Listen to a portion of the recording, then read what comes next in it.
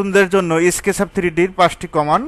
সর্বপ্রথম rectangle, আর্থে rectangle, এটা shortcut আমরা সবাই জানি। আর্থে রেক্ট্যাঙ্গেল ড্র করে নেবেন, প্রত্যেক পয়েন্ট টু পয়েন্ট ক্লিক করবেন এভাবে রেক্ট্যাঙ্গেল। এটা রেক্ট্যাঙ্গেলের মাধ্যমে আপনি ওয়ালগুলো তুলতে পারবেন, কলামগুলো তুলতে পারবেন। নাম্বার 2 পি, পুশফুল, জাস্ট ক্লিক করবেন, ক্লিক করে এটার হাইট দিতে পারবেন, যে কোনো ইয়েতে হাইট আমরা এটা 10 ফিট দেবো। কত ফিট? 10 ফিট। জাস্ট ক্লিক করবেন পুশফুলের সাহায্যে, জাস্ট ক্লিক করবেন, এটা হাইটগুলো যতগুলো ওয়ালের হাইট সব পুশফুলের সাহায্যে কাজটা করতে পারবেন।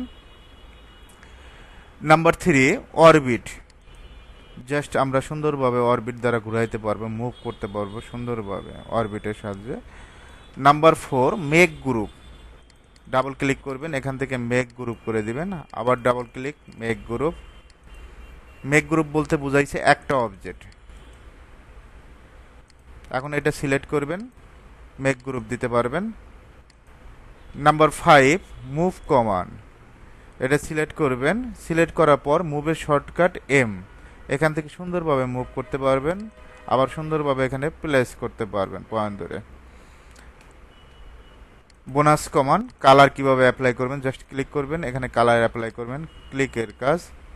কোনো কারণে যদি কালার চয়েস না হয় এখান থেকে অন্য একটা কালার দিতে পারবেন, জাস্ট ক্লিক করবেন, কালারটা চেঞ্জ হয়ে যাবে।